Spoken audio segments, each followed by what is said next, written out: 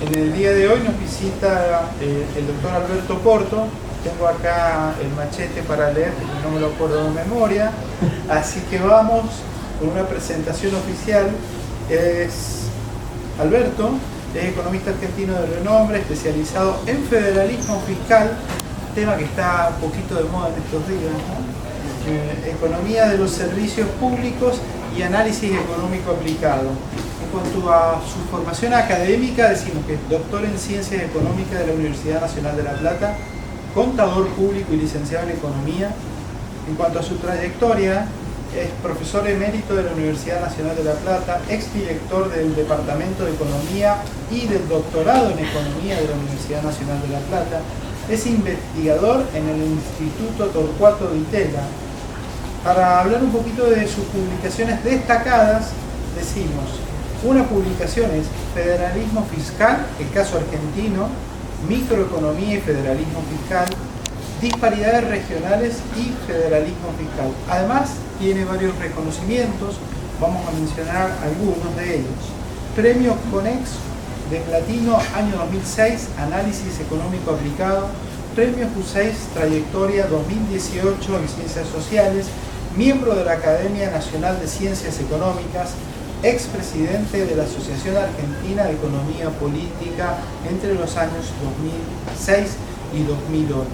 Con lo cual, para nosotros es un gran placer tener a Alberto acá en estos 2 días. Nos va a dar un panorama de federalismo fiscal para la República Argentina y seguramente vamos a poder aprender mucho de su conocimiento y de su trayectoria. Así que los invito a disfrutar de esta capacitación, a vivir la jornada y a conversar con él todo lo que podamos.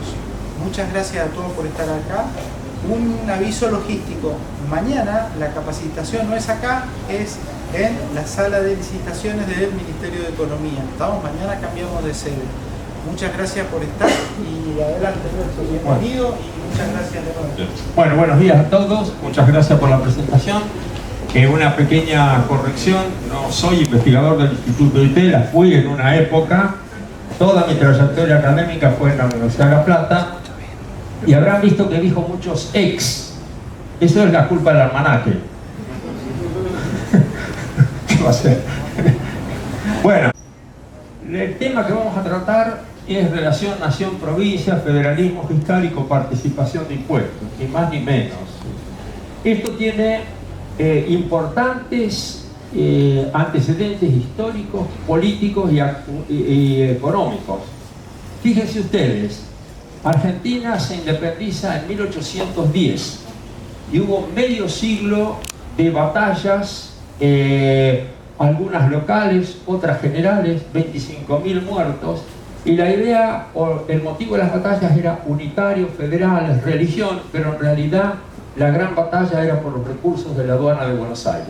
Este era el gran problema, que no era menor, porque el 90% de los recursos del gobierno nacional venían de la aduana y las provincias tenían muy pocos recursos. Entonces la lucha era por los recursos de la aduana de Buenos Aires. 1853 se firma la Constitución, pero Buenos Aires no la firma. No la firma, ¿por qué? Porque no querían nacionalizar la aduana.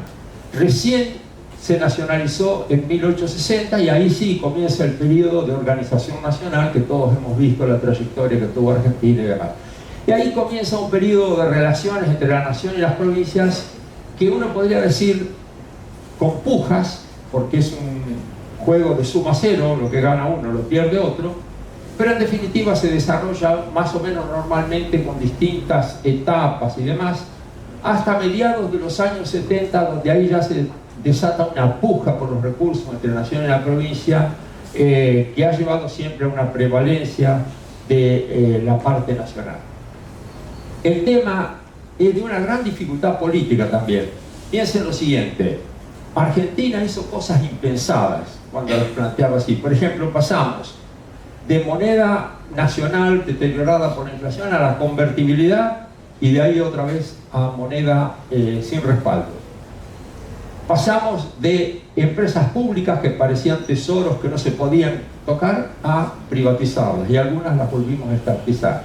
Y todos esos enormes cambios, más otros cambios estructurales, algunos resultaron en cero producto neto, Se hicieron, pero no se pudo resolver el tema de la coparticipación de impuestos.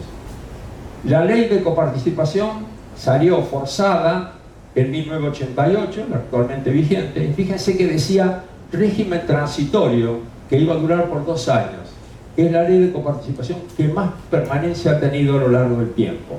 Lo que revela que es un régimen que tiene múltiples dificultades para tratarse políticamente por las implicancias económicas y porque hay que respetar la historia del régimen. Entonces yo, para poner en contexto, porque hoy 1810 quedó atrás, 1853, hoy estamos hoy, entonces vamos a ver hoy qué es lo que pasa. Sí, pero lo paso de acá. Gracias. ¿Qué es lo que nos da el contexto para mirar el tema? Primero, los 10 puntos del Pacto de Mayo, que en realidad se llamó Pacto de Mayo, pero que fue Pacto de otro tiempo. Fíjense los 10 puntos. Inviolabilidad de la propiedad privada, equilibrio fiscal innegociable, reducción del gasto a niveles históricos, 25% de producto, educación inicial, primaria y secundaria útil y moderna, reforma tributaria que reduzca la presión impositiva, simplifique, etc., rediscusión de la coparticipación federal, compromiso de las provincias de avanzar en la explotación de recursos naturales, reforma laboral moderna, reforma previsional y apertura al comercio internacional. Nosotros sabemos que en economía está todo relacionado, los 10 puntos están relacionados, pero si uno afina el lápiz ve que acá hay 7 puntos que están relacionados con las provincias. Saquen el punto 1, saquen el punto 10 y saquen el punto 8, todos, el resto son puntos que hacen o al régimen tributario, o a la coparticipación, o a disminución de gasto, o a explotación de recursos. Todos vinculados con las provincias. Este es el primer tema de contexto que tenemos. Segundo tema, si uno va al mensaje de contenido de política fiscal del mensaje del presidente al Congreso el 1 de marzo, va a encontrar 4 puntos que yo he destacado. El primero, transformar obligatorio el equilibrio fiscal para todos los niveles de gobierno. Otra vez implicada la provincia. Segundo, que el gasto público sea el 25% del PBI, como nos comprometimos en el Pacto de Mayo. Tercero, esto lo voy a leer y después harán los comentarios. Dice, además eliminamos la obra pública, que era uno de los curros más grandes de la política. Esto lo dijo el presidente, no yo, ¿no? Y aquí también quiero dejar en claro una de las grandes falacias y mentiras de la política para con la gente, cuando dicen esa mentira de que la obra pública genera trabajo. Le digo a los argentinos de bien que eso es falso. Es falso porque las obras públicas hay que financiarlas y se financian con impuestos, ya sea impuestos explícitos o con emisión monetaria, que deriva después en el impuesto inflacionario. Por lo tanto, cuando se financia la obra pública, se quita capacidad de demanda a otros sectores, etcétera, etcétera. Y termina, por lo tanto, espero que por lo menos del debate público, después de quedar en claro esto, erradiquemos esa mentira de que la obra pública no genera puestos de trabajo, las obras públicas generan impuestos. Si quieren, después lo comentamos.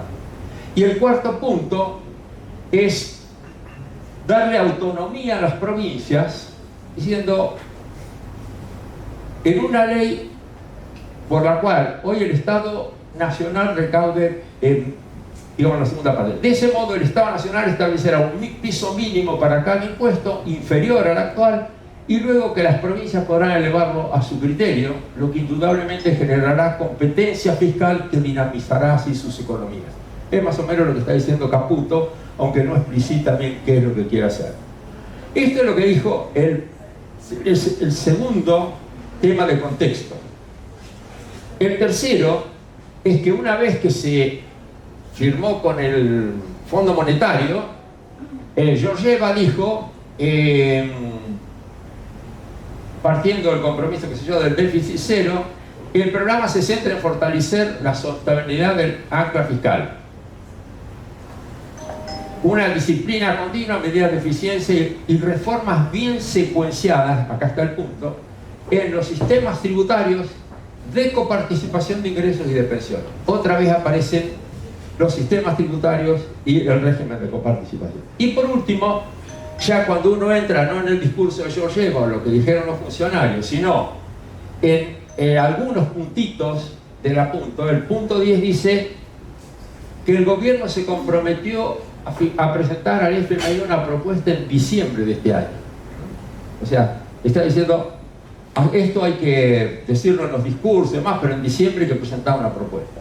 Vamos a ver qué es lo que sale. Hasta ahora no ha habido avances. Bueno, este sería el contexto. Yo lo que voy a hacer a partir de acá va a ser un planteo general de que todos van a estar relacionados con esto. Si por ahí hay alguna pregunta o si es demasiado aburrido, me dicen y sigo adelante o cambio. Primer punto, la metodología que vamos a seguir es una serie de preguntas que sería: ¿cómo funciona el sistema actual del sector público? ¿Por qué funciona de esa forma? ¿Qué reformas son deseables y factibles? ¿Y qué puede ser hecho versus qué debería ser hecho? En general, no siempre lo que debería ser hecho se puede hacer. Fíjense, primera pregunta, los límites económicos del Estado. Uno puede imaginar que ese rectángulo es toda la torta, todo el PBI, digamos. Entonces, es decir, ¿qué hace el Estado y qué hace el mercado? ¿Dónde está la línea divisoria? Ahí el gobierno dice el 25%. No hay ninguna demostración tecnocrática ni científica que diga que tiene que ser el 25, el 40, el 5 o el 20. Esa es una decisión de tipo político. Y esa línea entonces va a depender de valores políticos. Si está corrida más hacia la derecha, que sería mercado más grande y Estado más chico, la política que se postula, o si vamos para el otro lado, más Estado y menos mercado. Pero es una decisión de tipo político. Esto no es hidrógeno, 2 oxígeno, agua, que es sale. Esto es otra cuestión. Ahora, detrás de cada tamaño del Estado hay una teoría del Estado. Por ejemplo, uno puede concebir que el Estado preste solamente servicios, educación, salud, seguridad, etc. El otro es un Estado más grande, el Estado del bienestar, que dice no alcanza con que se presten esos servicios, sino que el Estado tiene que garantizar el pleno empleo si tiene una visión keynesiana, o tiene que mejorar la distribución del ingreso, ayudar a los más pobres, etcétera, etcétera. Y una tercera etapa que sería el Estado fracasó y entonces hay que achicarlo. Fíjense, del primero al segundo se agranda, del segundo al tercero se achica. Cada uno de estos tiene importantes aportes teóricos de economistas que han recibido el premio Nobel, lo que indica nuevamente que esto no es tecnocrático, no es que es hidrógeno, 2 oxígeno igual agua, esto es político, digamos, en el fondo, y valores de la sociedad. La pregunta inicial es ¿dónde trazar esa línea? Vamos a dar un pequeño panorama de qué ha ocurrido, porque son dos mecanismos de asignación de los recursos que tiene el país. O lo asignamos a través del mercado, con el sistema de precios, o lo asignamos a través del presupuesto público, la planificación. Y en cada uno de esos mecanismos, según los vamos eligiendo, hay aspectos a considerar de eficiencia. ¿Quién es más eficiente para un servicio? ¿El Estado o el mercado? ¿Cuál es más equitativo? ¿Cuando lo hace el mercado o cuando lo hace el Estado? ¿Qué nos da más libertad? ¿Cuando lo hace el Estado o cuando lo hace el mercado? Y acá hay dos campanas, A veces se escucha una sola libertad, pero los filósofos nos hablan de dos libertades. Después, si quieren, les puedo comentar alguna cosita más. Argentina, y ahí puse en rojo los puntos 2 y 3 son los del Pacto de Mayo, y M1 y M2 son los del mensaje. Así va a ser siempre. Fíjense cómo evolucionó en la Argentina el sector público. Si uno se ubica en los primeros años del siglo anterior, teníamos un sector público chico, 10%, 15% del producto, similar al de los países más desarrollados del mundo. La crisis del 30 y posteriormente la Segunda Guerra Mundial hace que tenga un crecimiento importante. El pico no lo tomen, porque es una mala contabilidad. El pico tiene la influencia en el gasto de la compra de activos, cuando se nacionalizaron los ferrocarriles. Eso no lo tomen en cuenta. A partir de allí, fíjense que el tamaño con oscilaciones permanece durante más o menos 50 años estable. Y desde 2003 se da esta explosión última de gasto que tuvimos, que es lo que ahora nos ha llevado a todos estos problemas de inflación, etcétera, etcétera. Pero ahí están las tres etapas que decíamos recién. La primera es el estado de servicios, de Adam Smith, si quieren. Es un estado chico que, ¿qué hace? Resguarda el patrimonio de las personas, la seguridad de las personas, defensa nacional, un sistema legal, educación para los pobres y alguna obra pública, decía Adam Smith, cuando el sector privado no lo puede hacer. La crisis del 30 generó un gran desempleo, el Estado comenzó a participar siguiendo políticas keynesianas, el gasto se expandió. Luego permanece en un nivel que, fíjense, estos son datos históricos, toda esa línea que tiene más o menos estable es 25% del producto. O sea, ahí debe haber sacado el gobierno que el nivel histórico es 25% del PIB. Ahí tenemos la explosión de gasto que viene después del 2003, y ahí cuando empieza a bajar sería la etapa de fracaso del mercado, que es lo que estamos viendo como política ahora, ¿no? Hay que achicarlo porque fracasó. La segunda pregunta es: ¿en qué se gasta? Que es la segunda pregunta importante. Se gasta, fíjense ustedes, vamos a ver nada más que la parte de abajo, que son porcentajes. Si uno se ubica 60 años atrás, en 1960, el 73% del gasto público era producción de bienes, era la rama de servicio, educación, salud, justicia, etc. Y el 25% o 26% eran transferencias. ¿Qué son transferencias? Jubilaciones, subsidios, etc. Miren lo que pasó hacia el 2016.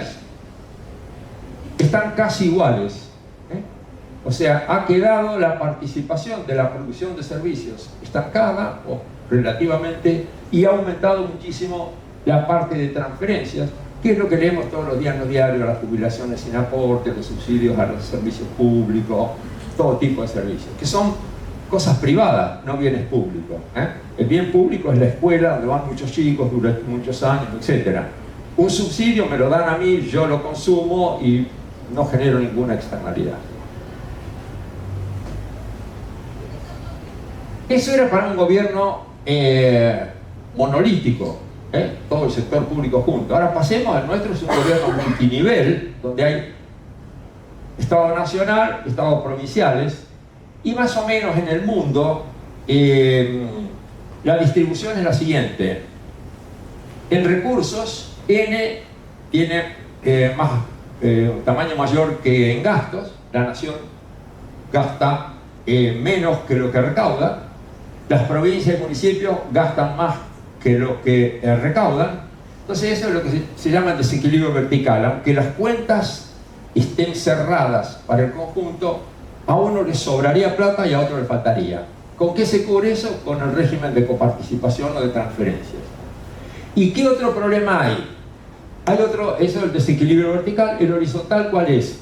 Que si uno mira las provincias, hay provincias ricas, provincias pobres, municipios ricos, municipios pobres, y se pone como objetivo estos regímenes de coparticipación que permitan que todos los niveles de gobierno provean ciertos servicios al mismo nivel de calidad. No todos, pero sí los básicos: educación, salud, justicia, etc. ¿Qué pasó en Argentina? Este es un indicador de descentralización fiscal.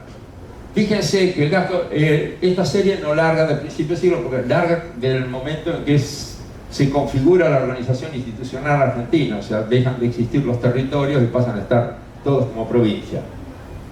El gasto crece en la línea de arriba, más o menos como el nacional, pero un poco más empinado, quiere decir que ha aumentado más el gasto de las provincias y municipios que el de la nación. ¿Cómo se financia ese gasto? Con la segunda línea, que son las transferencias, y con la tercera, que son los recursos propios. Ahora, cuando uno llega al tema este de dos niveles de gobierno, la pregunta que uno tiene que hacerse es: ¿qué hace cada uno? Porque en realidad tenemos que pagar el sueldo del presidente, de un montón de gobernadores, ministros provinciales, ministros nacionales, directores provinciales. ¿Para qué? ¿Por qué hacemos esto? ¿Qué ganancia tenemos? Si es que hay ganancia, si no es todo pérdida, todo costo. Entonces, la pregunta es: ¿quién hace qué? ¿Qué cosas hace? La teoría que dice que en la rama de servicios, educación, salud, etc., participa la nación y las provincias y municipios.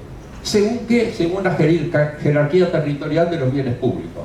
Defensa va a estar a cargo de la nación, la recolección de residuos a cargo del municipio, etc. En cambio, las ramas de estabilización de la economía ante shocks es un trabajo para el gobierno nacional, y lo mismo la distribución del ingreso, aunque vamos a ver que esto tiene variantes en cuanto a distribución del ingreso cuando vayamos avanzando. ¿Qué dice también? ¿Qué recauda cada nivel de gobierno? Entonces, ciertas recomendaciones de la teoría son que las bases imponibles sean no móviles, que no se exporte impuestos de una provincia a otra, y fundamentalmente crecimiento en función de las economías locales. Y el otro punto sería que cuando los recursos están distribuidos muy desigualmente a lo largo del territorio, tendrías que recaudarlos en la nación. Fíjense que con la Constitución del 94 se hizo un poco al revés. Y bueno, ¿y cómo se coordinan estos dos niveles si están tomando decisiones? Un mecanismo de coordinación son las transferencias, la coparticipación y otra, y el otro mecanismo es el endeudamiento. Son las dos formas de coordinar las decisiones de estos niveles de gobierno. Bueno, en las ramas de distribución y estabilización que quedan, según la teoría, a cargo del gobierno nacional, voy a hacer un pequeño ejercicio numérico para ver si se entiende. Si se aburren me dicen y entonces sigo de largo. Imaginen ustedes que tenemos una provincia IP que es pobre y una provincia IR que es rica, que vive una persona o el mismo número de personas en los dos lugares. Entonces fíjense, el ingreso promedio del país va a ser 150 pesos. Si ponemos una alícuota sobre el ingreso del 10%, en la provincia pobre se recaudan 10 pesos, en la rica 20, el promedio va a ser 15, y como el gasto de la nación lo hace igualmente en todas las jurisdicciones, el gasto va a ser 15 en la pobre, 15 en la rica, y el promedio va a ser 150 en lo que se recaudó. Porque acá no se crea riqueza, sino que se redistribuye. Pero fíjense, ¿qué es lo que logró la política fiscal nacional? De poner un impuesto igual en todo el territorio y gasto igual en todo el territorio. Que la pobre haya aumentado su ingreso de 100 a 105, la rica lo haya disminuido a 195. Hay una transferencia regional de ingresos, que obviamente, este es un ejemplo muy simple, pero si pusiéramos una alícuota más alta, la transferencia va a ser mayor.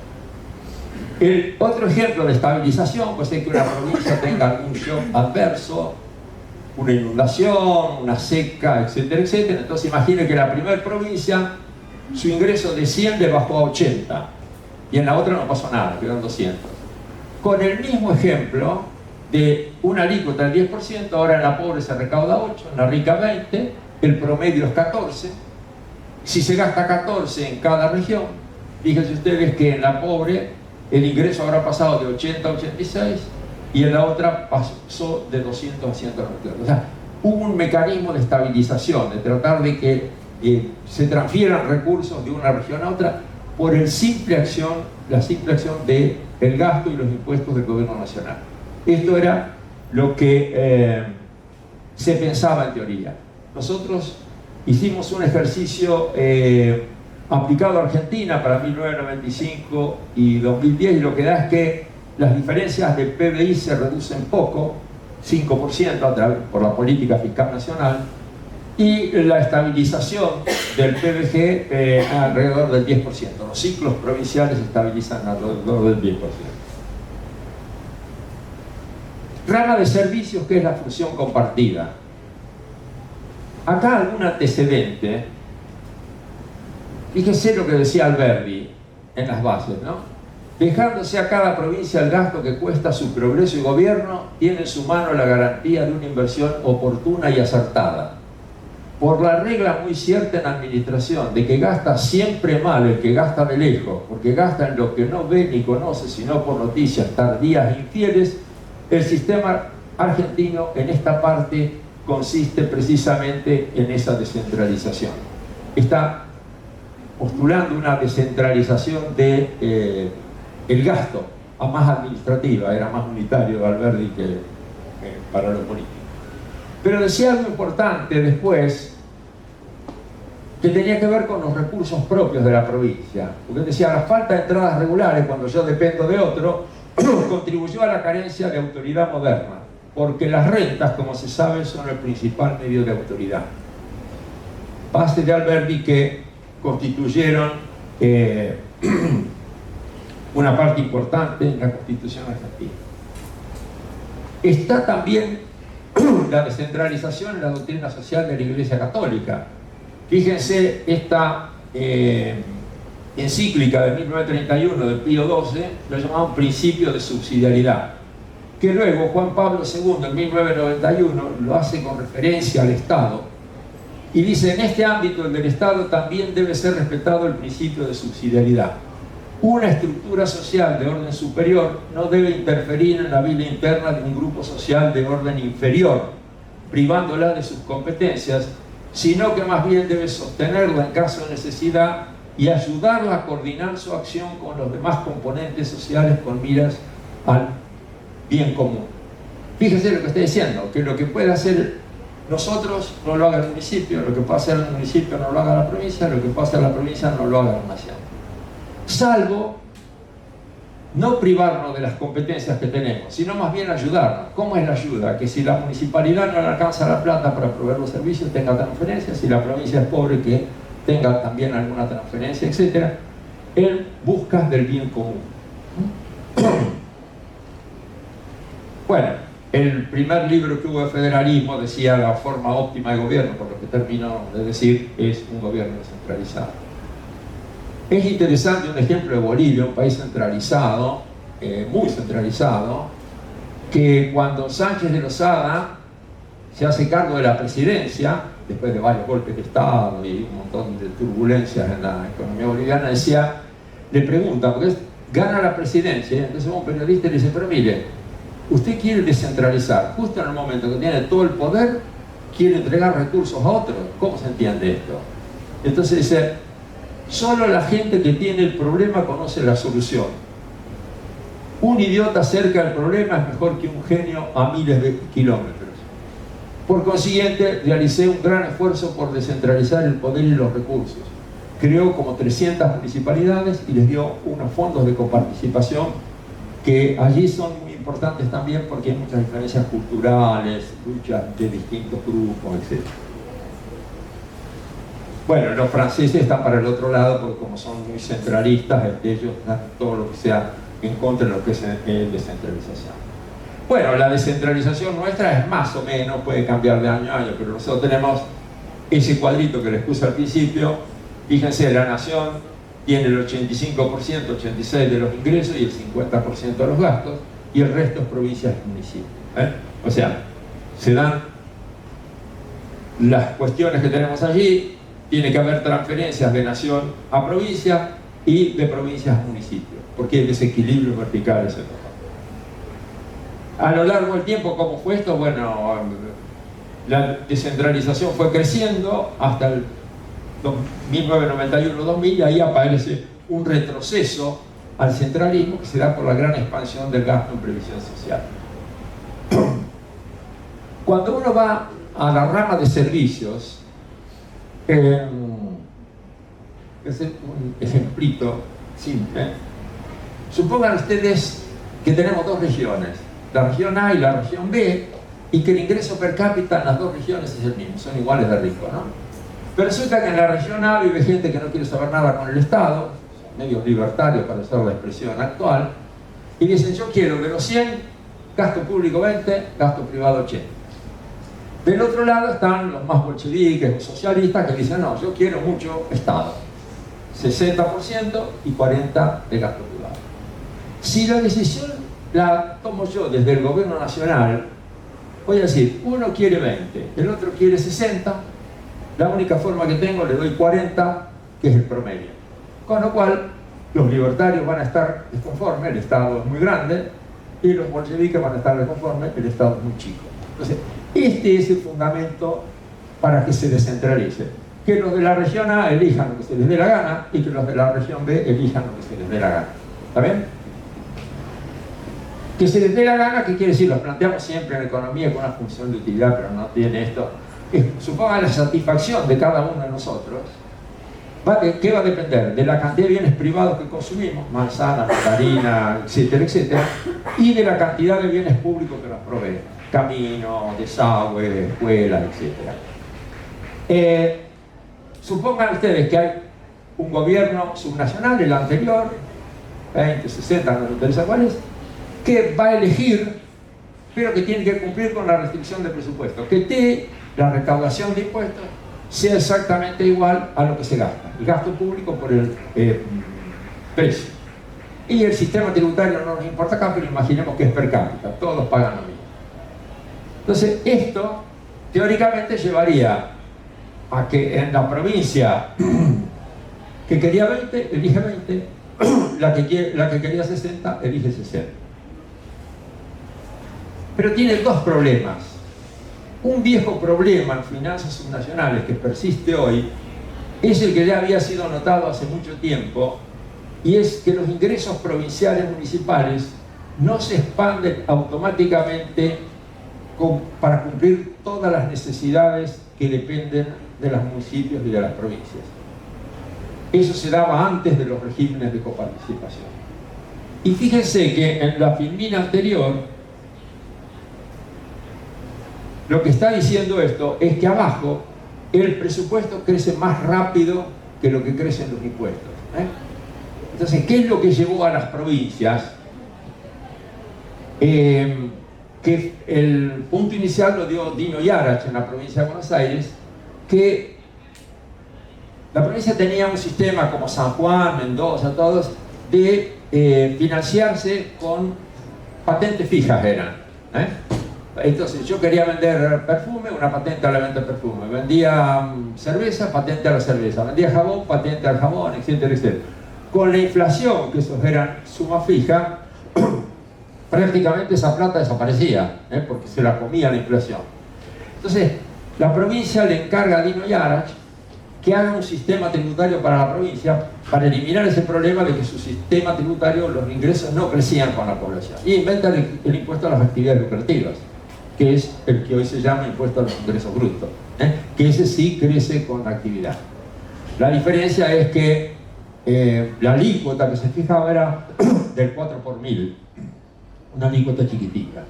Lo interesante es que hubo toda una política de lo que podríamos llamar líderes y seguidores. Una vez que Buenos Aires puso este impuesto, fue seguido por San Juan, Mendoza, Córdoba, todas las provincias, un año o dos después, con algunas características propias.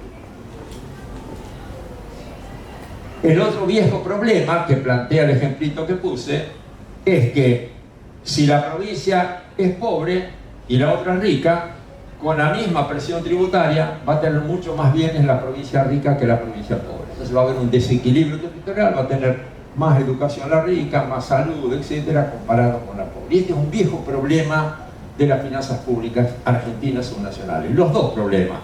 ¿Cómo hacemos para que las provincias tengan un sistema tributario que le aumente los recursos según necesidades?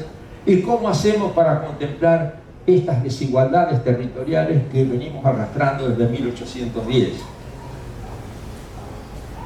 Eso es gráficamente muy simple. Fíjense, imaginen en aquella línea de ordenadas el gasto y en esta el ingreso. La línea T0 es la misma presión tributaria para todos. Si la provincia rica, el ingreso del rico permitiría tener con esa presión tributaria un gasto grande, y la provincia pobre un gasto menor.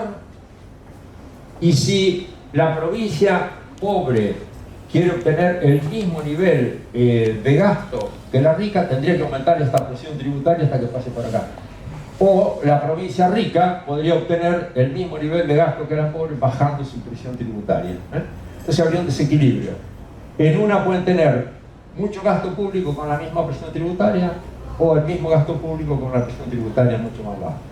¿Esto qué crea? Crea diferencias entre las provincias que no son neutras, tienen efectos económicos. Fíjense ustedes, bueno, eso después está contemplado ya en la Constitución de 1853, en el artículo 67, inciso 8, que le da al Congreso la facultad de acordar subsidios del Tesoro Nacional a las provincias cuyas rentas no alcancen a cubrir sus gastos ordinarios. Y acá vienen dos preguntas. Si había hechos, como el del grafiquito anterior que justificaba esto, y cuál era el fundamento desde el punto de vista político-constitucional. Visión histórica. Fíjense esto no está escrito por ningún caudillo del interior, digamos, Pemirá, ni nada por el estilo, sino que es una memoria del Ministerio del Interior de la Nación. Decía, puede decirse sin exageración que en Argentina no hay caminos, si no se da ese nombre a las huellas profundas y sinuosas formadas, no por el arte, sino por el ir y devenir de las gentes a través de las vastas llanuras, por medio de los bosques o por las cumbres de las colinas y montañas. Y si la civilización, la riqueza y la fraternidad de los pueblos están en razón directa con la facilidad y rapidez con que se comunica, mucho debe ser el atraso, la pobreza y la pobre indiferencia de las provincias argentinas, separadas entre sí por largas distancias y por obstáculos naturales que apenas se ha intentado superar. 1860. Mucho de esto ya no existe, pero mucho de esto todavía subsiste, las grandes diferencias de comunicación entre las provincias, etc. 1863, 80 años para adelante. ¿Qué decía Alejandro? Bueno, acá hay algunos cuadritos. ¿Qué decía Alejandro Bunge en el libro La Nueva Argentina? Se forma así un abanico que revela cómo la densidad de población, la capacidad económica, el nivel cultural y el nivel de vida va disminuyendo a medida que aumenta la distancia a la capital. Otra vez lo mismo, o sea, grandes diferencias a lo largo del territorio. Y 80 años después, nosotros observamos hoy diferencias en los PBG per cápita de las provincias, los logros educativos, atención de la salud, etc. O sea, se han superado muchos inconvenientes, pero se mantienen muchos de estos inconvenientes. El fundamento constitucional también es interesante, porque González Calderón nos decía que el artículo 67, inciso 8 de nuestra Constitución no está ni en las bases de Alberdi, que se tomaron como base para la Constitución, ni en la Constitución norteamericana, que fue también tomada como base. Es algo, como dice ahí, fue el instrumento que previeron los constituyentes para compatibilizar el régimen federal de autonomía de las provincias y las diferencias económicas que debían compensarse para posibilitar el ejercicio pleno de sus economías, de su autonomía. De modo tal que hay un fundamento constitucional propio para este artículo. Ahora, ¿qué pasa si uno dice, bueno, no corregimos, dejamos como ya como en 1860, que cada uno se arregle como pueda, etcétera, etcétera? Eso tiene un montón de consecuencias, además de las consecuencias de equidad. Somos todos argentinos y tenemos que tener las mismas posibilidades en todos lados. Pero fíjense una consecuencia que se dio en la Argentina. Si yo estoy mal en una provincia, no tengo buena salud para mis hijos, ni para mí, no tengo educación para mis hijos, no tengo camino, no tengo nada, ¿qué puedo hacer? Peor no puedo estar, me voy. Ahora, fíjense lo que fue las migraciones hacia la provincia de Buenos Aires, desde 1870, todos censos nacionales son estos. Tenía en 1870, sin considerar la ciudad de Buenos Aires, 17%. Cuando llegamos a más o menos 65, está en el 30 y pico por ciento, 38%. Y ahí se mantiene. Se mantiene. Ahora, ¿por qué se puede haber mantenido? Bueno, una posibilidad es que las provincias que transfieren recursos hayan hecho algo así como comprar su población. Es decir, yo prefiero entregar parte de recursos de coparticipación que me corresponderían para que mejore la salud en el Chaco, y no se me vayan al Gran Buenos Aires, que crea enormes problemas después en el conurbano, donde toda la gente vive sin nada, en las peores condiciones que uno puede imaginar. O sea, ojo con la idea esta que está circulando ahora, que cada provincia se arregle con los recursos propios. A ver si reeditamos esta situación. Esto yo se los dejo, el PowerPoint lo van a tener, pero como me dijeron que tenemos también que hacerlos trabajar a ustedes, no sé si es cierto, si tienen ganas, ¿Sí? Entonces yo diría, bien, una cosa interesante, creo que en el PowerPoint está también lo de la capital. La capital tuvo el mismo proceso que la provincia de Buenos Aires, o sea, tuvo una participación creciente hasta acá. Y a partir de acá la participación de la capital empezó a bajar. ¿Por qué ocurrió eso? Porque el precio de la tierra en la capital se hizo muy caro. Entonces, si uno se quiere ir a vivir a la capital, dice, me voy a Avellaneda y tomo el tren, y cuando Avellaneda o Lanús se llenaron, que es el primer cordón, me voy a dar, y bueno, finalmente termina en San Vicente, por allá más lejos.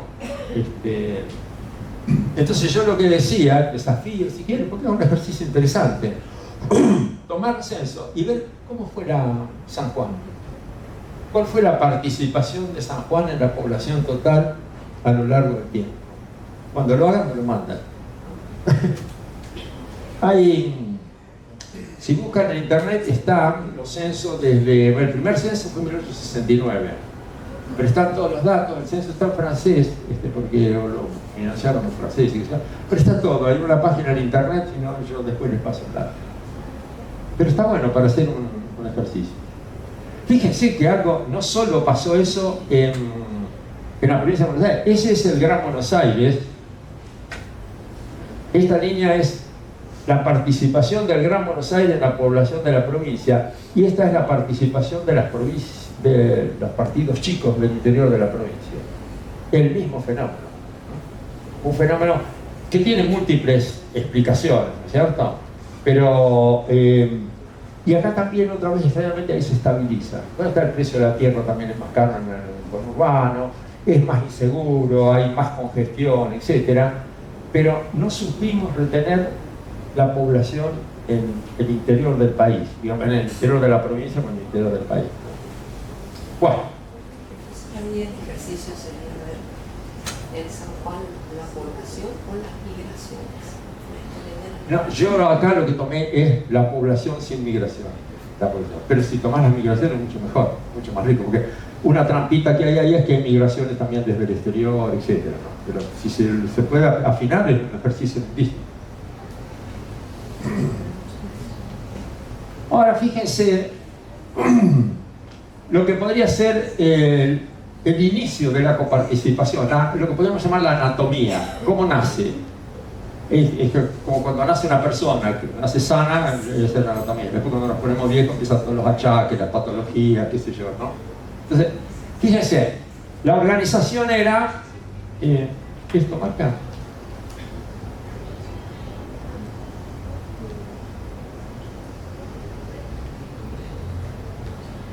Bueno, no importa. Fíjense, tenemos un gasto nacional. ¿Cómo se financiaba ese gasto nacional? Con impuestos no coparticipables, comercio exterior, coparticipables, una parte, que es la que va hasta la línea negra, y con déficit. Las provincias que tenían recursos propios, déficit, y la parte de coparticipables.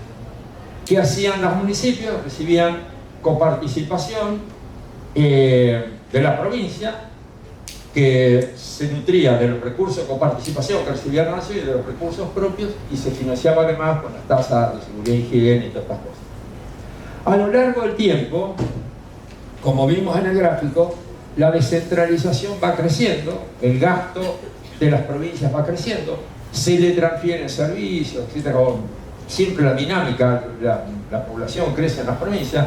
Entonces, ¿cómo se fue adaptando el financiamiento? Esta línea, que dividía los coparticipables en lo que le toca a nación y lo que le toca a provincia, se fue corriendo. La participación de las provincias en la distribución primaria aumentó a lo largo del tiempo.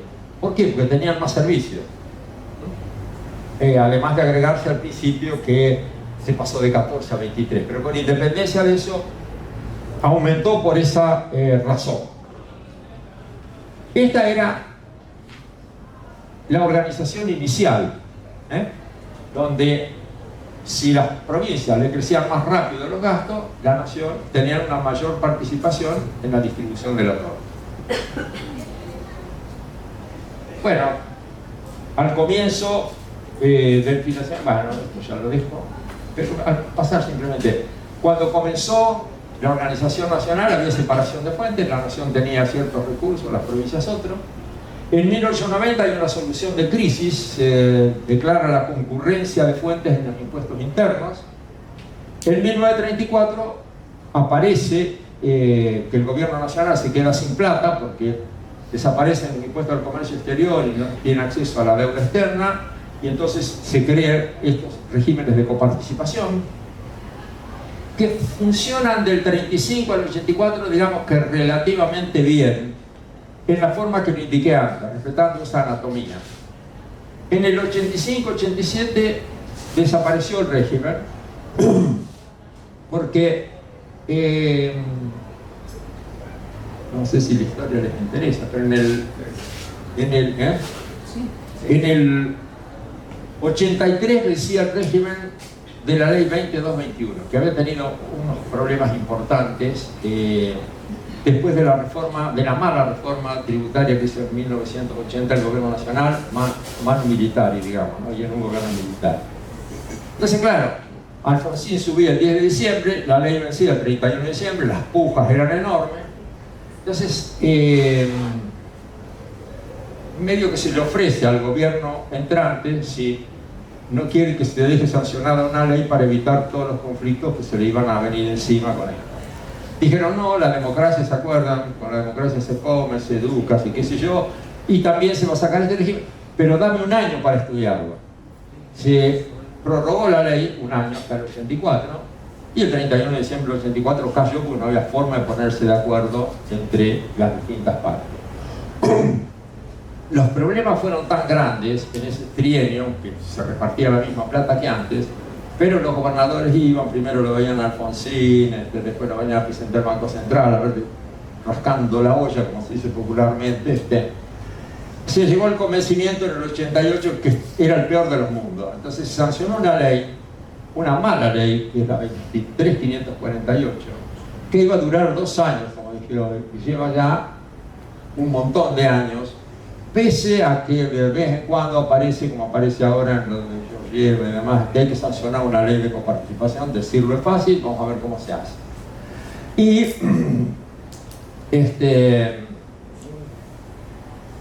ahí estamos hoy, digamos, con el problema que ahora tenemos que enfrentar, ¿no?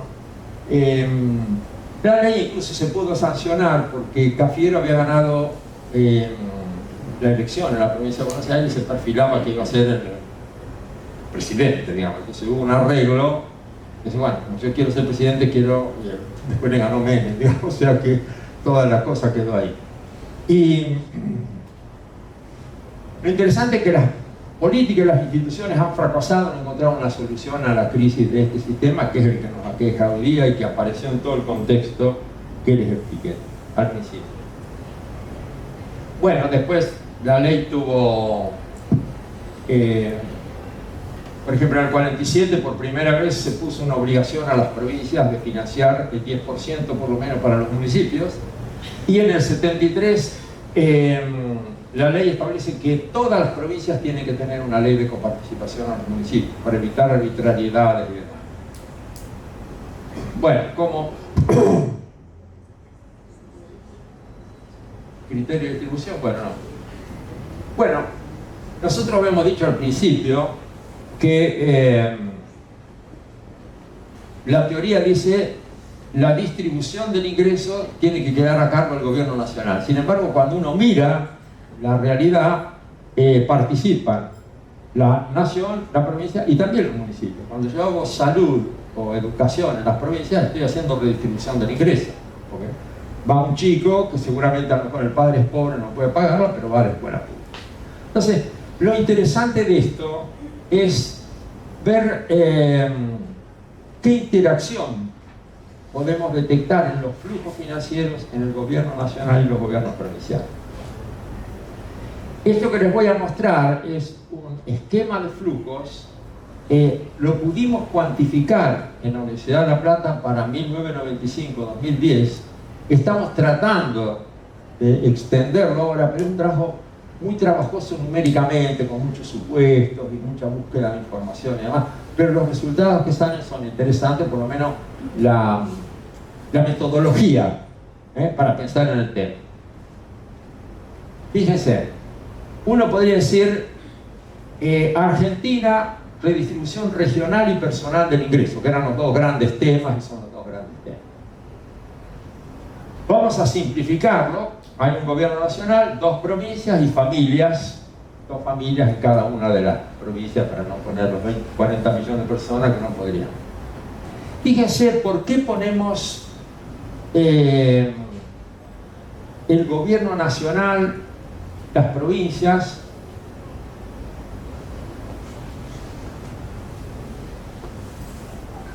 ¿Cómo funciona esto? Nosotros somos la familia.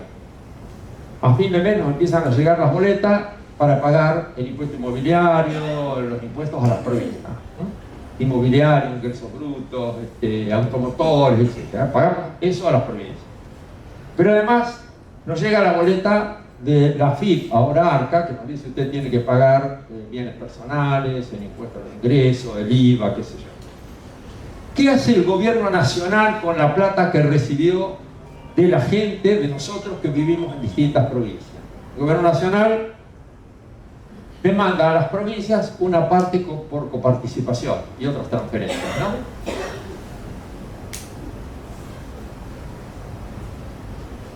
La provincia, ¿qué hace? Tiene la plata de coparticipación y lo que recaudó de sus propios recursos. Entonces, gasta en bienes. ¿Y qué hace la nación con la plata que recibió y que no mandó como coparticipación? Alguna se lo meterá en el bolsillo, pero generalmente prestan también servicios. Y entonces viene un gasto nacional que es recibido por la familia. Entonces fíjense que acá hay un montón de relaciones que hacen a la distribución regional y personal.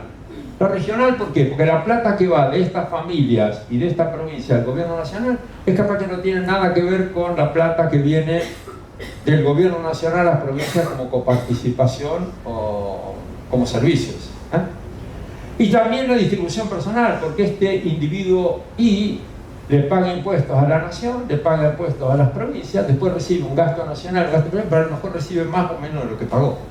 Entonces, este es el esquema que nos permite ver qué redistribución regional y qué redistribución personal se hace a través de las finanzas públicas, ¿eh? Y por qué pusimos el gasto nacional en el cuadro junto con el gasto provincial y los impuestos provinciales. Porque generalmente la discusión que se realiza a la coparticipación es parcial.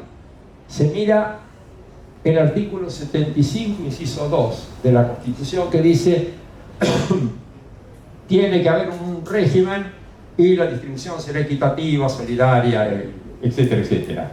Pero si uno sigue en el 75, el inciso 8, dice el presupuesto nacional se hará con los mismos criterios que se fijaron para la Constitución.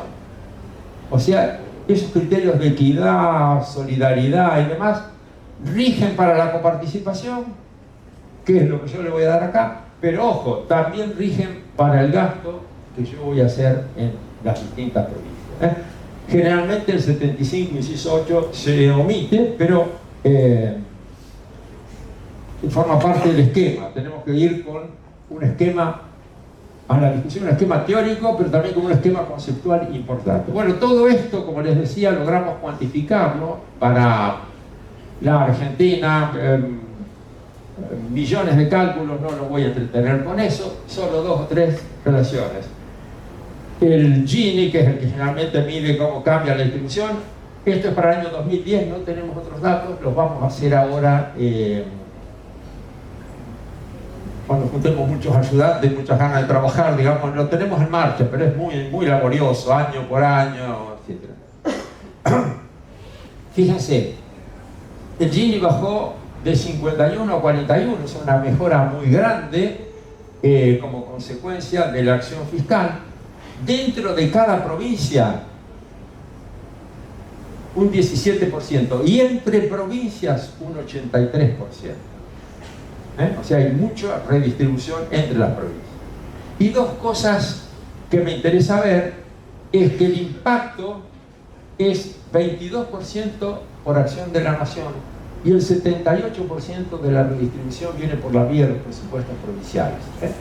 ¿Y por qué ocurre esto? Porque las provincias proveen bienes públicos, ya lo vimos cómo se distribuyen, y el 75%, explica el 69%, perdón, de la disminución del Gini, siendo que el 75% son gastos de servicio. En cambio, las transferencias explican solo el 31% y ese es el grueso del gasto nacional. Como a mí me dijeron que ustedes tienen muchas ganas de trabajar y que había que dejar de trabajo, ¿es cierto eso o no? Yo digo, ¿por qué no repiten esto en San Juan? No les digo la distribución personal porque sería... no vamos a tener los datos, pero sí lo pueden hacer para la... ¿Cómo quedaría San Juan en este flujo regional? O sea, ¿cuánto paga de impuestos nacionales las familias, ustedes? ¿Cuánto recibe San Juan de coparticipación y cuánto recibe de gasto público? Yo diría hacerlo para el año 2010 en uno de los anexos que vamos a quedar en la página virtual. Están los datos de 2010, que si tenemos tiempo, no sé si hoy o mañana, los revisamos, porque es aritmética, pero es una aritmética que ayuda a pensar un poquito, me parece, en todo este tipo de problemas. Así que bueno, les quiero trabajo, así no trabajo yo solo. Sí. ¿Puedo hacer una pregunta? Sí. ¿Y que en su criterio qué impacto ocasionó la transferencia de recursos provinciales a la nación en la década de los 90, con todo lo de las cajas provinciales, y la transferencia de la nación a las provincias de gastos, como los de la educación? Sí, sí. Si me da un minuto le digo. Bueno, uno podría decir que la provincia tiene un PBG antes de la política fiscal nacional y un PBG ex post después de la política nacional. San Juan, en el 2010, ahora estamos haciendo el cálculo para adelante, ¿ganó o perdió con la política nacional? Esa sería la pregunta. Después, si es justo o injusto, es otro tema. Es interesante la pregunta, ahora después voy a ir, no la voy a eludir, pero fíjense, hoy, ¿quién hace qué, digamos? Fíjense, esto ya más o menos lo habíamos visto. Fíjense, el gasto primario de cada nivel de gobierno, del medio, nación a 75% son transferencias, 25% bienes. Defensa, relaciones exteriores, etc. Las provincias al revés, 75% bienes, 25% transferencias. Los municipios, casi todos son bienes. Entonces, cuando uno sigue mirando quién hace qué, fíjense qué es lo que hacen las provincias. Vamos allá abajo, ¿sí? Tienen el 76% de la educación, pero si uno le saca la educación universitaria, el 97% de la educación básica está en las provincias. 48% de salud, 62% de seguridad, 68% de justicia, 100 de servicios urbanos, 59 de agua y alcantarillado y 89 de vivienda. Todos estos son bienes públicos, son servicios. La nación, en cambio, como vimos antes, especializada en transferencia. ¿Cuál es la diferencia fundamental en esto? Cuando yo pago una jubilación, es un bien privado, porque recibe la jubilación y la gasta en tomate, todo lo otro, en beneficio propio. Cuando doy un subsidio a los servicios públicos, regalo la electricidad, lo mismo, un bien privado. Estos son bienes públicos, ¿en qué sentido? Si yo hago una escuela, un peso en escuela, que de la otra forma lo consumiera una sola persona, nos sirve a todos. A la escuela van 40 o 50 chicos por grado, y la escuela dura 50 años o 40 años si la mantenemos, etc. Entonces, tenemos que privilegiar bienes públicos en el sector público.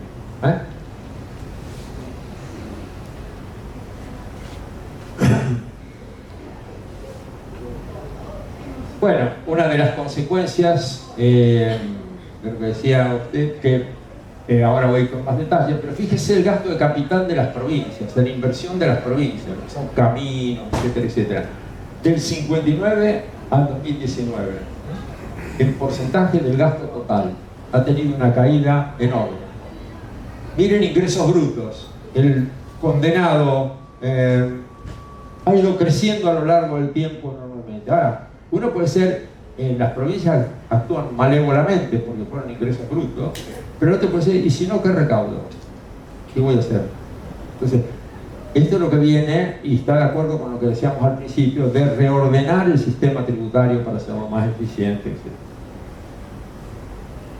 Esto me parece muy importante en una época donde estamos hablando de déficit, deuda pública, etcétera, etcétera. Una frase de Richard Bell, lástima que me queda cortada acá, no sé si lo puedo levantar esto de alguna forma, pero dice, visto desde una gran altura, una vista de pájaro por así decirlo, cómo se financian los gobiernos locales puede parecer una cuestión bastante pequeña y sin importancia, que fácilmente se pierde de vista en medio de las remolinadas nubes de conflictos internacionales, crisis financiera y actividades de los políticos y los gobiernos nacionales. Sin embargo, visto desde el nivel de la calle, donde realmente vive la gente, pocos aspectos del sector público tienen efecto más directo y tangible en la vida diaria que el nivel de los bienes que termino de ver que provee el sector público. O sea, cuando yo salgo de mi casa, que no esté inundada, que funcione la luz, que funcionen los semáforos, que los chicos puedan ir a la escuela, etcétera, etcétera. Bueno, una simple visión de la rama de servicios. Fíjense, si uno se ubica en el año 50, en educación primaria el 42% lo suministraba la nación, hoy es cero. En los gobiernos provinciales tenían el 49, hoy tienen el 75, y la educación privada era el 8 y ahora es el 24. O sea, el sector nacional se ha retirado de la provisión de este servicio, que es lo que creo que apuntaba la pregunta. Educación secundaria, en el 60 el 63% nación, hoy cero. Las provincias tenían 11 y tienen el 75. O sea, esto implica demanda de más fondos, digamos. Acá yo no estoy defendiendo que las provincias no derrochen la plata, porque la derrochan, digamos, pero hay detrás de ese derroche hay otras cosas que son importantes, que es cómo están los servicios. Como decía, la distribución primaria acompañó esa mayor responsabilidad de las provincias. La secundaria se hizo redistributiva a favor de las provincias más pobres, y se han utilizado indicadores indirectos de necesidad de fondos, salvo en la última ley donde se pusieron porcentajes y nos dice dónde sale. Puedo explicar después si a alguno le interesa dónde sale. Pero lo interesante es que hoy podría uno ver al sector público argentino como dos sectores especializados. Uno que paga transferencias, la nación, y el otro que provee bienes, los municipios. Y ahí es donde confluye la puja por los recursos fiscales. Fíjense, la reforma del 80 fue para financiar la seguridad social, la reforma del 92 fue para financiar la seguridad social, en el 2006 para financiar la seguridad social, y generalmente fueron decisiones unilaterales del gobierno nacional. Ahora, fíjense las patologías, y ahí voy un poco, creo, a la pregunta que usted me hacía. Imaginemos que esta es la situación que habíamos planteado inicialmente. La nación financia con no coparticipables, déficit, y eso se fue moviendo a medida que aumentaba la necesidad de más recursos en las provincias para tener más gasto. Fíjense, a lo largo del tiempo, la nación, ¿qué fue haciendo? En vez de la línea roja estar de este lado, le doy menos coparticipación para la nación y más para las provincias que tienen más servicios, la corrieron para aquel lado. en varias formas. El 15% para previsión social, una parte afectada del IVA, una parte afectada de ganancias, etcétera, etcétera. Ya, achicaron la coparticipación. ¿Qué otra cosa? Gastos que tenía la nación se los mandé a las provincias. La primaria en el 80, la secundaria en el 92. ¿Qué otra cosa? Avancé sobre los recursos propios de las provincias, porque en realidad, cuando pongo el impuesto a los bienes personales, que tienen antecedente el impuesto, ¿se acuerdan que cobraban el impuesto de emergencia a los automotores, el impuesto de emergencia a las viviendas, etcétera? La base imponible es la misma. Si yo recaudo más, el otro va a recaudar menos. ¿Qué otra cosa? También avancé sobre los no coparticipables, porque cuando yo pongo retenciones a la exportación de la pampa húmeda o del petróleo, lo que fuera, le estoy quitando fondos a las provincias. Entonces, un tema que queda por ahí, que está relacionado con el Pacto de Mayo, de mayor explotación de los recursos naturales en las provincias, tendríamos que ver cómo se reparten las regalías. Y otra vez al reparto de que no sé si ya está en estudio. Y la otra cosa es que en algún momento directamente la nación le mandaba plata derecho a los municipios sin pasar por las provincias, persiguiendo objetivos no de eficiencia y de equidad, sino simplemente comprar intendentes, digamos. El urbano fue clarísimo. Todas estas patologías han desarticulado el régimen y entonces lo que hace hoy muy difícil replantearlo desde cero. Porque ¿cómo hacemos para superar esto? El cambio en la mezcla, el recorte en la distribución primaria, transferencia de gastos sin financiamiento, avances sobre los recursos propios, fijación centralizada de variables. Cuando fijaba el salario de los docentes decía arréglese como pueda para pagarlo. Y después las transferencias discrecionales y las directas a los municipios. Esto se lo dijo para que lo lean. Bueno, cuando uno habla de autonomía fiscal de las provincias, tendría que tener autonomía en cuanto a recursos propios, gastos, etc. Un breve recordatorio cómo fue la autonomía fiscal provincial. Fíjense, hasta el año 34 hubo separación de fuentes, entonces no había ninguna avance sobre la autonomía provincial. La primera importante se da en el año 54 con la ley 14390, que le dice a las provincias: mire, usted lo que puede recaudar es esto, esto, esto y esto. Le está diciendo qué impuestos puede recaudar. Eso ya es una limitación. Y después, desde el 88 para adelante, en los pactos, en los consensos, no solamente le decían usted puede recaudar esto, sino que usted tiene que definir la base imponible de esta forma y tiene alícuotas máximas que contemplar. Por supuesto que muchas de las provincias no cumplieron esto, pero hay un avance sobre la autonomía de las provincias. Autonomía en la coparticipación. Fíjense, del 35 al 54 las provincias tenían total libertad, salvo el 10% ese que tenía que mandar a sus municipios. En el 73 se pone una cláusula interesante que dice que se puede, bueno, en el 54, perdón, se pone una afectación especial con destino a obras de interés nacional. Entonces se podía sacar un poco de plata para una obra de interés nacional, cosa que está bien, porque imaginen ustedes que hubiera que hacer algo entre San Juan, San Luis, Mendoza. ¿Quién pone la plata?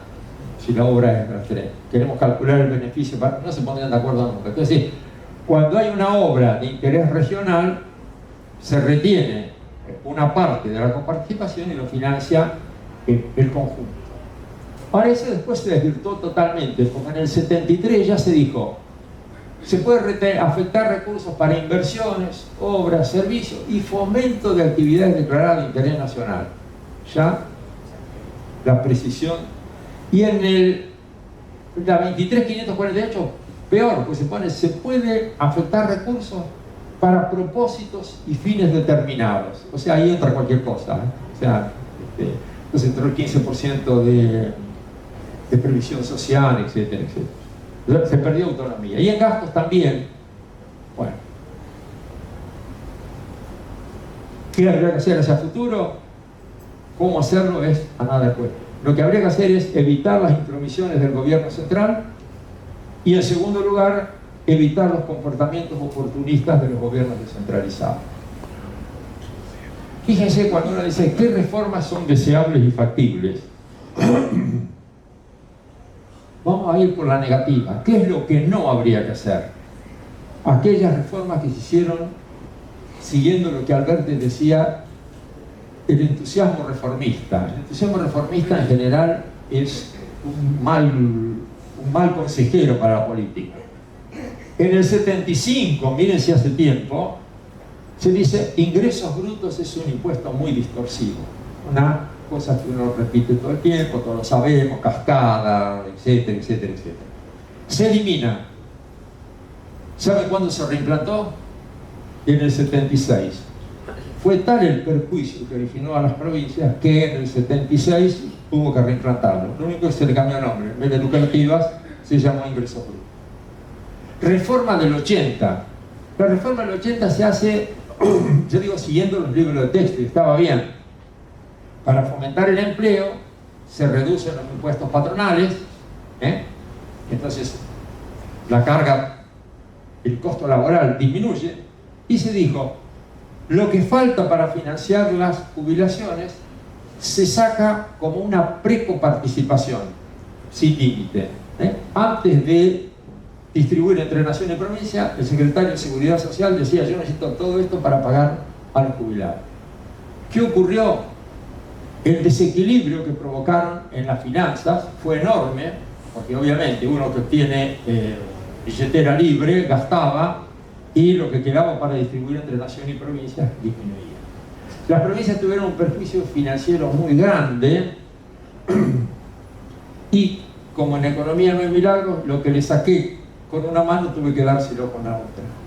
Le saqué coparticipación, le di ATN, aporte del Tesoro Nacional, que en esa época no tenía límite.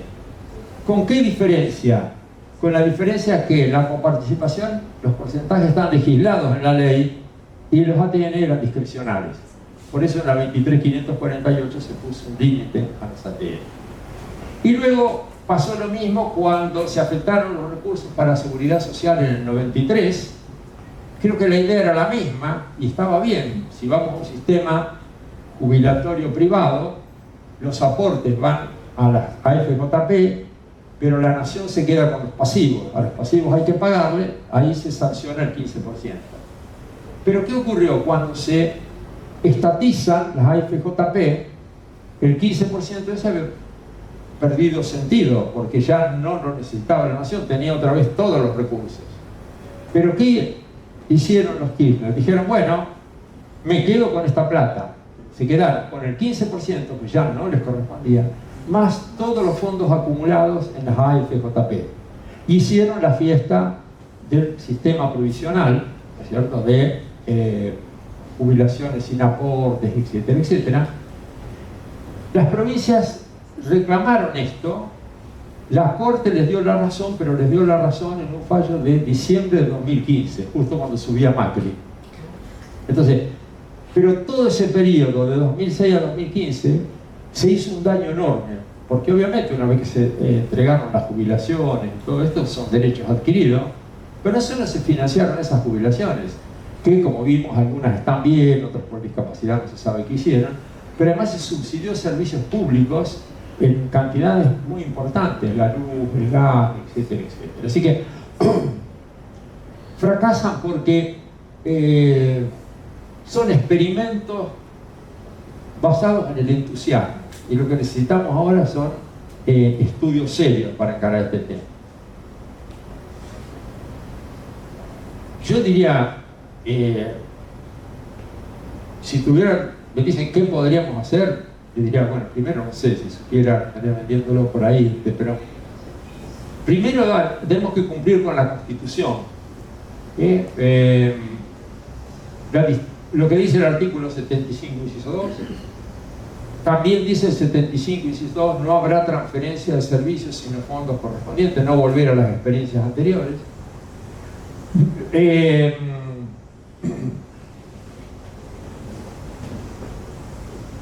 Bueno, sancionar la ley que estamos en vigencia, falta. el límite de los no coparticipables. Saben que en la 23.548, como la nación sacaba recursos, se estableció un límite que era el 56-66 de los coparticipables, pero que no podía ser menor del 34% del total. El diablo metió la mano ahí cuando se sancionó la ley y quedó ambigua, no se sabe bien qué es el 34% sobre qué, etcétera, pero refinado. ATN mantener los límites que puso la 23.548, 1%, porque tenemos que tener fondos por si hay una inundación, alguna catástrofe por ahí. Evitar las transferencias como las que comentamos. Fíjense que estamos tratando de ver ingresos brutos, cómo bajamos, y la FIP reconoce, o la ARCA, que el IVA tiene una evasión del 40%. Entonces, tenemos que atacar ahí, digamos, porque ingresos brutos tendrá también el 40%, etcétera, etcétera. Donde va uno, miente en un impuesto, miente en todo, en toda la cadena. Entonces, y no sé si habrán visto, por lo menos allá por La Plata y Gran Buenos Aires, uno va a un restaurante, le trae la boleta y dice: descuento en efectivo, 10% si paga en efectivo. Va a comprar cualquier cosa, una campera vale 5, pero si paga en efectivo tiene 10%. Y eso es todo negro, o sea, no hay boleta, no hay nada ahí. Así que ahí se hace una acción inteligente. Y después, que se está hablando ahora de descentralización tributaria, yo diría lenta y gradual. No nos guiemos por el entusiasmo reformista. Y ahí me parece que si no nos creen yo si no están demasiado aburridos, en 10 minutos, 15 terminamos y tomamos café, ¿les parece? ¿Está bien? Digo para no cortar el hilo de... Fíjense lo que nos dice Feldstein, es fallecido, en un artículo del año 76, no era demócrata, era de los duros, republicano, y él decía: las reformas a los impuestos deben tomar como punto de partida el sistema existente y el hecho que los cambios son lentos y graduales. Y después nos decía: las discusiones sobre imposición óptima, y yo digo sobre coparticipación de impuestos, implícitamente asumen que las leyes están escritas de nuevo en un papel en blanco. Y no se escribe en un papel en blanco. Acá ya tenemos una ley, tenemos antecedentes históricos, etcétera, etcétera.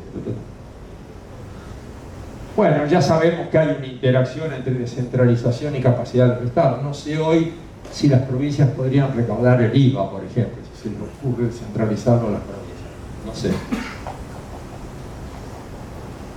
¿Cuál es la otra tiranía del statu quo que va a ser difícil los cambios? Fíjense la distribución geográfica del poder político. Esta es la cantidad de diputados por habitante en el 2010, el consenso último será lo mismo. Buenos Aires necesitaba 225.000 habitantes para tener un diputado. La Rioja necesitaba 25.000. Hoy habrá aumentado un poquito, pero no somos todos iguales, ¿eh? Aquella cláusula constitucional que dice que la representación en diputados es proporcional a la población no tiene nada que ver con lo que está ocurriendo, ¿eh? Y cambiar esto es muy difícil, porque... Depende de ellos. ¿Cómo? Depende de ellos qué hacer. Bueno, justamente la coalición de provincias, porque el mínimo de diputados que tiene una provincia son 5. Cualquiera sea el tamaño de población, eso es otra locura que... pero bueno. Además, otro aspecto de la tiranía del statu quo es que tenemos ganadores y perdedores. Entonces, cuando uno gana y uno pierde, fíjese que hay muchos que ganan y pocos que pierden. En este cálculo, Buenos Aires y la capital. Entonces, imaginen ustedes que todos ustedes van ganando y nosotros dos perdemos. Cuando vamos a la votación, más el desequilibrio que tiene la representación en la Cámara de Diputados, va a ser muy difícil que salga una ley. Salvo que sea una ley coercitiva, como ha habido mucho, que no sé si se va a poder lograr, ¿eh? Por eso, fíjense que en lo que les puse al principio de contexto, cuando uno va ya a lo fino del pacto que se firmó con el fondo, dice: los proyectos tienen que estar para diciembre de este año, o sea, después de las elecciones, esperando que se modifique la distribución del poder político.